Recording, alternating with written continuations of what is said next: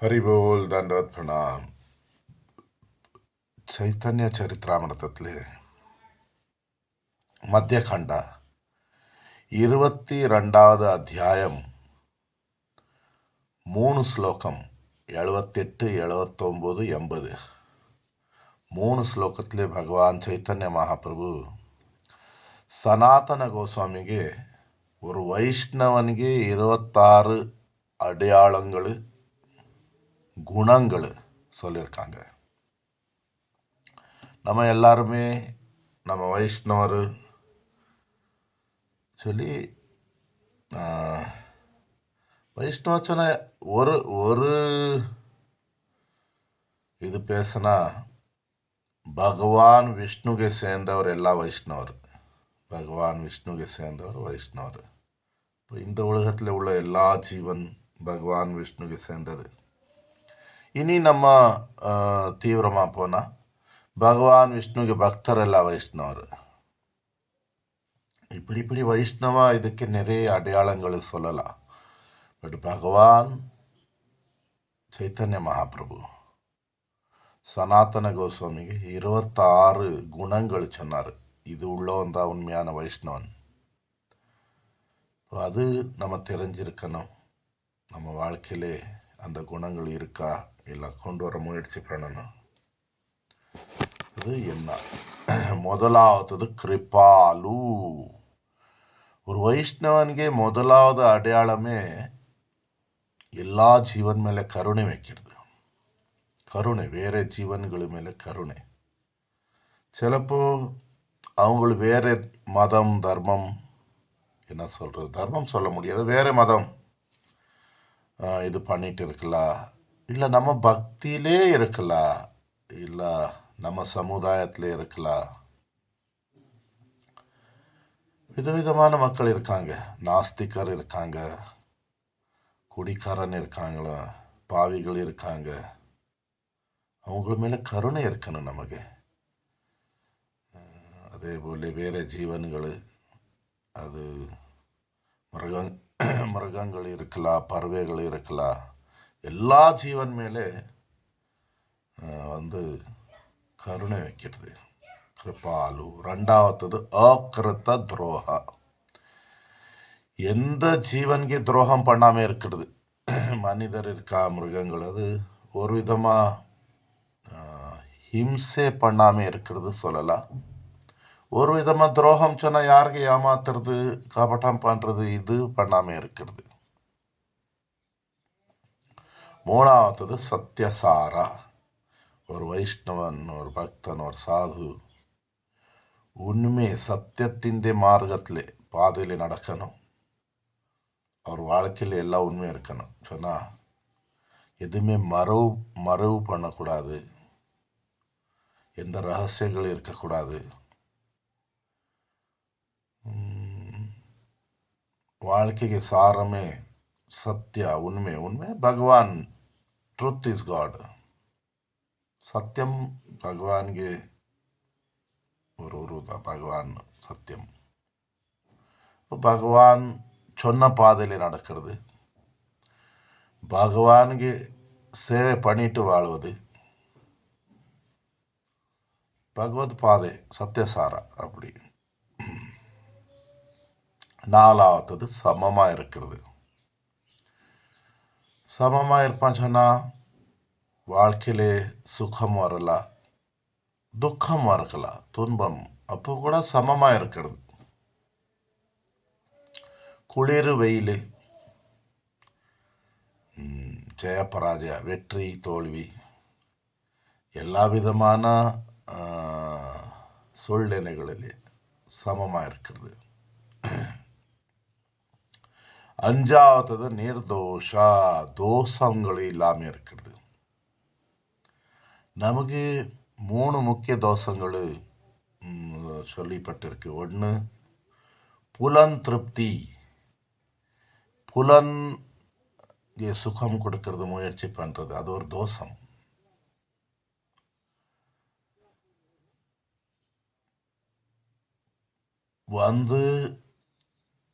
பகவான் சுகத்துக்கு பண்ணுறது வேறு விஷயங்கள். நம்மளே விஷய வாசனா சொல்லுவோம். கண் வச்சு அழகு பார்க்குறது ஆசைகள், இந்த உலகத்தில் உள்ள அழகு. செவி வச்சு இந்த உலகத்தில் உள்ள பாட்டுகள், புலன் திருப்தி உள்ள விஷயங்களை கேட்கறது. மூக்கு வச்சு இங்கே உள்ள சுவாசனை, வாய் வச்சு ஏதோ சாப்பிடுறது, ஏதோ இந்த மாதிரி தோஷங்கள் இல்லாமல் இருக்கிறது. ரெண்டாவது கனக சொன்னால் பணம் இருக்கலாம், சொத்து இருக்கலாம், அதில் கூட பற்றுதல் இல்லாமல் இருக்கிறது. பணம் கெட்டது கிடையாது, பணம் இல்லாமல் ஒன்றும் நடக்காது. பட் அதில் பேராசை, பற்றுதல் கெட்டது. பேரு புகழ்ச்சி ஆசை இல்லாமல் இருக்கிறது. நான் எனக்கு எல்லாரும் மதிப்பு கொடுக்கணும், எனக்கு எல்லாம் பூஜை செய்யணும், எனக்கு எல்லாம் இந்த மாதிரி ஆசைகள் இல்லாமல், தோஷம் இல்லாமல் இருக்கிறது. ஆறாவது வதான்யம் சொன்னால் தாராளமாக இருக்கிறது. கஞ்சத்தனம் இருக்கக்கூடாது. அது பக்தனுக்கு அடையாளம், வைஷ்ணவனுக்கு அடையாளம் கிடையாது. தாராளமாக இருக்கிறது. கொடுக்கறது பாவம் இருக்கிறது, வாங்கிறது பாவம் அல்ல. கொடுங்க அல்ல, நம்ம கிட்ட இருக்கிறது வேற அவங்களுக்கு கொடுக்கறது. அப்படி 7 மிருது மென்மையாக இருக்கிறது. மரியாதைக்கு உள்ளே இருக்கிறது. மிருது சொன்னா சில மரியாதைகள் இருக்கு, அந்த மரியாதைகள் வச்சு வாழ்வது. மரியாதை விட்டாச்சு சொன்னா எப்படி வைஷ்ணவன்? மென்மையாக இருக்கிறது. கோம் ரஃப்னஸ் அல்ல, மிருது, சாஃப்ட். 9வது சுச்சி சொன்னால் சுத்தமாக இருக்கிறது. களங்கம் இல்லாமல் இருக்கிறது. நம்ம சுத்தி சொன்ன உடனே நல்லா சேவிங் பண்ணி நல்லா குளிச்சுட்டு இல்லை நல்லா மேக்கப் பண்ணி இருக்கோம், அப்படி இல்லை. அது நல்லதுதான். குளிக்காமல் இருக்கக்கூடாது. உடம்பு சுத்தமாக வைக்கிறது நல்லதுதான். இதயம் கூட சுத்தமாக இருக்கிறது, கபட்டம் இல்லாமல் இருக்கிறது. அதே போல களங்கம் இல்லாமல் இருக்கிறது. 10 சர்வோபகாரக, எல்லாருக்கும் உபகாரம் பண்ணுறது போல இருக்கிறது, உதவி செய்யறது. இப்போ நிறைவாட்டி நம்ம என்ன பண்ணிட்டு இருக்கோம்? உதவி செய்யறது சொன்னால் இந்த சமுதாயத்தில் ஏதோ நல்லது பண்ணுறது அப்படின்னு நினச்சிட்டு இருக்கோம். அது கெட்டது கிடையாது. பட் உண்மையான உபகாரம் ஒரு ஜீவனுக்கு பகவான் பக்கம் கொண்டு வருது. ஒரு ஜீவன் பெருவி சாவு சக்கரத்தில் மாட்டிருக்கான், அவங்களுக்கு கூட ஹரிநாமத்தில் கொண்டு வருது. இப்படி உபகாரம் பண்ணுறது எல்லாருக்குமே. 11 சாந்தா, அமைதியாக இருக்கணும். பக்தனே அமைதியாக கிடையாது, வைஷ்ணவன் அமைதி. 12 கிருஷ்ணைக சரணம், வேறே கிருஷ்ணருக்கு சரணாக இருக்கணும். கிருஷ்ணன் பகவத்கீதையில் பகவான் சொல்லிட்டு இருக்காரு, சர்வதர்மான் பரித்தியஜ்ய மாமேகம் சரணம் ரஜா. நீ போட்ட எல்லா தர்மங்களை விட்டு எனக்கு மட்டும் சரணத்தில் வா, எனக்கு மட்டும் சொல்லிவிட்டாரு. அப்படி கிருஷ்ணைக சரணம் சொன்னால் பகவான் கிருஷ்ணருக்கு மட்டும் சரண் எடுத்திருக்கணும். 13 அகாமா, காமம் இல்லாமல் இருக்கிறது, ஆசைகள் இல்லாமல் இருக்கிறது. யாரும் இருக்க முடியாது சொன்னால் பௌத்திக ஆசைகள் இல்லாமல் இருக்கிறது. ஆசை கண்டிப்பாக வரும். அந்த ஆசைகள் பகவான் சேவை, பகவான் தரிசனம், பகவான் பக்கம் மாற்றிடணும். பௌத்திக ஆசைகள் இல்லாமல் இருக்கிறது. இங்கே உள்ள நம்ம கடமைகளை சந்தோஷமாக பண்ணுறது. என்ன இப்படி எப்படி அல்ல, நமக்கு ஆசை இருக்கக்கூடாது, இப்படி நடக்கணும் அப்படி. நம்ம ஆசைப்படும் போதா நம்ம நினச்சது நடக்கும்போ நம்ம பேராசை கூடுது, நடக்காமல் இருக்கும்போது கோபம் கூடுது. அதுக்கு வேண்டி நடந்தால் சரி இல்லை சரி, என்ன நடக்கணும் இந்த உலகத்துல அது நடக்கும். நம்ம இனி பகவான் சுகம், பகவான் சேவை, இந்த மாதிரி ஆசைகள் வச்சு வாழுவது. அனீஹா 14 அனீஹா சொன்னால் ஒரு டைப் உதாசீனமாக இருக்கிறது இந்த உலகத்தில். பகவான் சேவையில் இல்லை, பக்தியில் உதாசீனம் அல்ல. இந்த உலகத்தில் என்ன நடக்குது சரி நல்லது, நம்ம விரும்பின போல நடக்கலாம், நமக்கு பிடிக்காத போல நடக்கலாம். நம்ம அதில் கூடுதல் முயற்சி, கூடுதல் இது பண்ணாமல் பக்தியில் உற்சாகமாக இருக்கணும், உதாசீனமாக இருக்கக்கூடாது. 15 ஸ்திரம். ஒரு வைஷ்ணவன் ஸ்திரமாக இருப்பான். என்ன சொல்கிறது, 3 மாதம் ஒரு ஸ்பீடில் போகுது, இன்னும் அப்படியல்ல, ஸ்திரம் இருப்பான் எப்போவுமே. 16 விஜீத சத்குணா. இந்த உலகத்தில் எல்லாரும் வேறு வேறு புலன் ஆசைகளில் மாட்டிருக்கான், நிறைய இந்த மாதிரி விஷயத்தில் மாட்டிருக்கான். இந்த புலன்களுக்கு ஜெயிச்சிருப்பான், மனசுக்கு ஜெயிச்சிருப்பான். 5 புலனும் 1 மனசு, 6. இந்த 6க்கு ஜெயிச்சிருப்பான் ஒரு வைஷ்ணவன், ஒரு சாது. 17 மிதபுக். மிதபுக் சொன்னால் கம்மி ஒரு, அதுக்கு அர்த்தம் சொன்னால் கம்மி சாப்பிட்டு இருப்பான், இல்லை கம்மி பசி உள்ளவன். இது வேறு சாப்பாடு பார்த்தியல்ல, எந்த விஷயம் இருந்தால் கூட இந்த உலகத்திலே உள்ள விஷயங்களிலே கூடுதல் உற்சாகம், கூடுதல் ஆக்ரகம், கூடுதல் ஆசைகள் இல்லாமல் எவ்வளோ தேவை இருக்குது வாழ்க்கை வாழ்வதற்கு, அவ்வளோ அப்படி ஒரு திருப்தி உள்ளவன். அது சாப்பாடு விஷயம் இருக்கலாம், தூக்கம் விஷயம் இருக்கலாம், இங்கே உள்ள சுகங்கள் இருக்கலாம், எவ்வளோ தேவை இருக்குது அவ்வளோ. பசி கிடையாது, தாகம் கிடையாது, இது வேணும் இது வேணும் அப்படியெல்லாம். 18 அப்ரமத்தா. அப்ரமத்தா ஒரு மாதிரி அகங்காரம் இல்லாமல் இருக்கிறது, மதம் இல்லாமல் இருக்கிறது, வேறவங்கள மேலே ஹிம்சை, அகங்காரம், அதிகாரம் காட்டாமல் இருக்கிறது. 19 மானதா, எல்லாருக்குமே மதிப்பு கொடுக்கறது. எந்த இடத்துல இருக்காங்க அப்படி மரியாதை, சும்மா தூக்கி விடுறது அல்ல, மதிப்பு கொடுக்காம இருக்கிறது அல்ல, யார் யார் எந்தெந்த நிலைமையில் இருக்காரு அவங்களுக்கு அப்படி மதிப்பு கொடுக்கறது. 20 அமானி, நம்ம எந்த விதமான மதிப்பு மரியாதை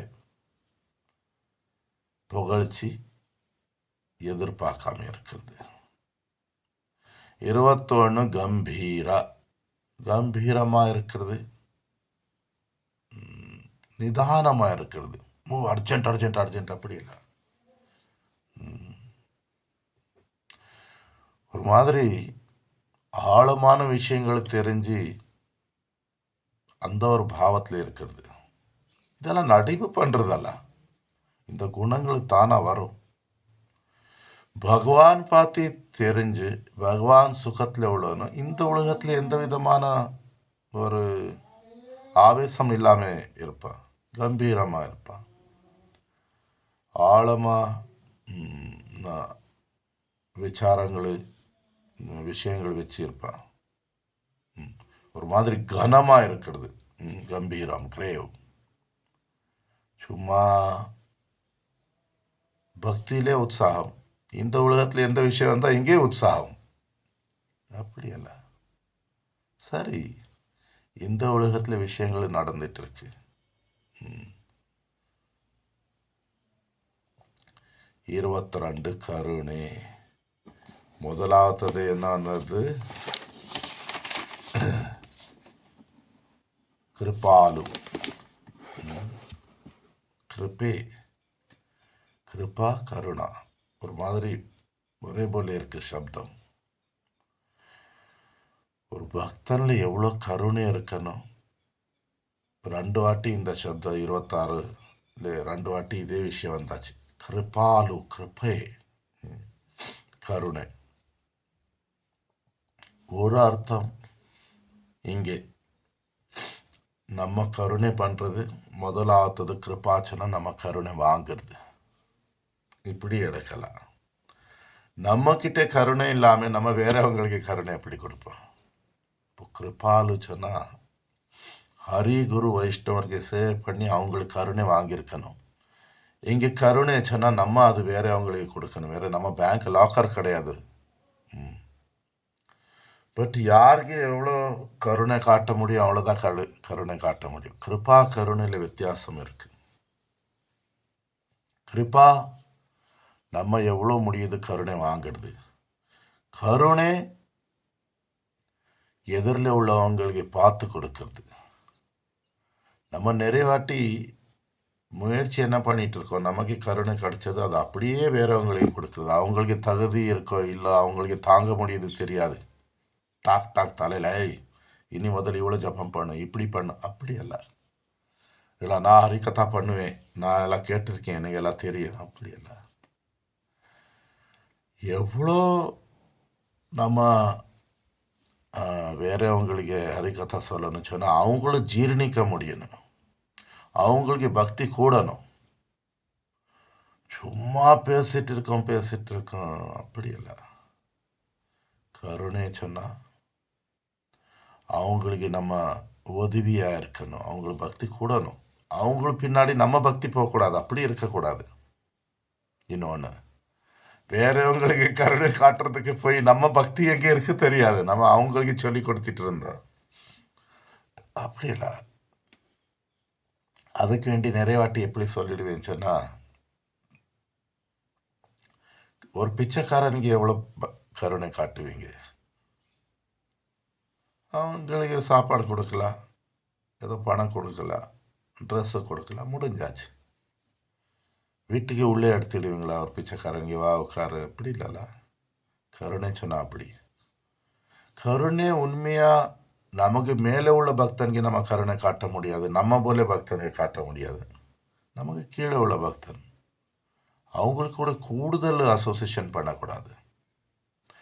நம்ம சத் சங்காச்சுன்னா நமக்கு மேலே உள்ளவர் கூட நம்ம என்ன பண்ணிட்டு இருக்கோம், நம்ம மேலே சில பேர் மேலே உள்ளவர் கூட பண்ணவே மாட்டான். சில பேர் நம்ம கருணையில் நம்ம வேறவங்களுக்கு சொல்லி கொடுக்கறதுக்கு போய் நம்ம வளர்ச்சி ஆகாமல் இருக்கிறது.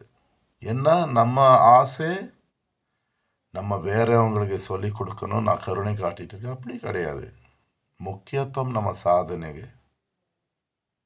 அதுக்கு கூட கூட முடிஞ்சா வேற ஜீவன் மேலே கருணையாக இருக்கிறது. அந்த கருணை பேரில் பிரச்சாரம் பண்ணிட்டு இருந்தோம், அந்த குரு மகாராஜ் பார்த்து பேசிட்டு இருந்தோம், இன்னைக்கு அது இது நம்ம நிறைய வாட்டி அந்த என்ன சொல்கிறது, சாதாரண பெண்கள் இல்லை சாதாரண மக்கள் ஊர் கதை பேசிகிட்டு இருப்பான், நம்ம பக்தி கதை பேசிகிட்டு இருக்கோம். சாதனைக்கு முக்கியத்துவம் கொடுக்கல. நம்ம ஜபம் பண்ணுறது, நம்ம பகவான் தியானம் பண்ணுறது, நம்ம சாதனை பண்ணால் போனால் 24 மணி நேரம் ஒரு மனிதனுக்கு கம்மியாயிடும். சத் சங்கம் பண்ணக்கூடாது சொல்லலாம், கருணை இருக்கக்கூடாது சொல்லலாம். கருணை ஒரு அளவுக்கு இருக்கணும். நம்ம எவ்வளோ போயிட்டு இருக்கோம்னு சொன்னால், இது ஒரு மாதிரி ladies club, rotary club, Lions club போல ஆகிட்டு இருக்கு. எவ்வளோ முடியுது பேசி பேசி பேசி பேசி பேசி பேசி. கருணை அப்படி கிடையாது. கருணை சொன்னால் அவங்களுக்கு ஹரிநாமம் பண்ண சொல்கிறது, ஏதோ புக்கு படிக்க சொல்கிறது, நம்ம சாதனைக்கு முக்கியத்துவம். மைத்ரா. மைத்ரா சொன்னால் ஃப்ரெண்ட்லி ரிலேஷன்ஷிப், எல்லாரும் கூட ஃப்ரெண்ட்ஸ் போல இருக்கிறது. எங்கேயுமே துவேஷம், பணி வாங்கிறது, அந்த மாதிரி பாவம் எங்கேயும் இருக்கக்கூடாது. நம்ம ஃப்ரெண்ட்லியாக இருப்போம், அவ்வளோதான். இப்போ என்னைக்கு ஒருத்தர் கேட்டாங்க, நமக்கு யாருமே துரோகம் பண்ணால் தூரம் இருக்கணும். அபராதியே உபேட்சா. யார் அபராதம் பண்ணிட்டு இருக்கான் அவங்களுக்கு தூரம் இருக்குது. நம்ம அவங்களுக்கு துரோகம் பண்ணுவோம், அது எப்படி? கவி கவி சொன்னா கவிதை இந்த மாதிரி எழுதுறது. அப்படி ஒரு வாட்டி ஒரு பக்தனுக்கு பகவான் கருணை கிடைக்கும்போது ஒரு வைஷ்ணவனு இதயத்தில் என்ன விஷயம் வருது வாயிலே நமக்கே தெரியாது. அது கவிதை போல இருக்கலாம், அது ஒரு பகவானுக்கு புகழ்ச்சி இருக்கலாம். பட் இன்னொரு அர்த்தம் புத்திசாலி. கவிதை எழுதுன்னு சொன்னால் புத்தி வேணுமே. ஒரு பக்தன் புத்தியை விட்டு பக்தி பண்ணிட்டு இருக்கான், அது முட்டாள் தானே. பக்தி வினோத் டாக்கூர் சொல்லிட்டு இருக்காரு, சரணாகதிக்கு உண்மையான அடையாளம் நல்லவர் யாரு கெட்டவர் யாரு நம்ம பக்தி கூட்டத்தில் இது தெரிஞ்சாச்சு சொன்னால் நமக்கு சரணாகதி வந்தாச்சு சொல்லி சொன்னால், பக்தி பாதையில் எல்லா விதமான பக்தர் இருப்பாங்க. நமக்கு one who knows black and white, இது கருப்பு என்ன வெள்ளை என்ன இது தெரிஞ்சிட்டு நம்ம யாருக்கு விரோதம் பண்ணுறதல்ல, நம்ம புத்தி வச்சு நம்ம சாதனை பண்ணுறது. 25 தக்ஷா திறமை சொன்னால் இங்கே நம்ம இந்த உலகத்தில் திறமையல்ல. இப்போ நான் ராதாகிருஷ்ணருக்கு தியானம் பண்ணிட்டு இருக்கேன், ராதாகிருஷ்ணர் தான் இது பண்ணிட்டு இருக்கேன் சொன்னால் அந்த ராதாகிருஷ்ணருக்கு சேவை பண்ணுறது திறமை. இப்போ என்ன இருக்கு, ராதாகிருஷ்ணர் சேவை சொன்னால் நம்ம நினைச்சிட்டு இருக்கோம் பூ மாலை போடுறது, சமையல் பண்ணுறது, கீர்த்தனை பாடுறது, ஸ்லோகங்களை சொல்கிறது, மிருதங்க வாசிக்கிறது. பட் உண்மையாக ராதாகிருஷ்ணருக்கு சேவை மஞ்சரி ரூபத்தில் சொன்னால் காலமே ராதையை குளிப்பிக்கிறது, அலங்காரம் பண்ணுறது, இது வச்சு 24 மணி நேரம் விதவிதமான சேவை இருக்குது. அந்த சேவையிலே திறமை. இப்போ அங்கே ஒரு உதாரணம் சொல்லிட்டு இருக்கேன்.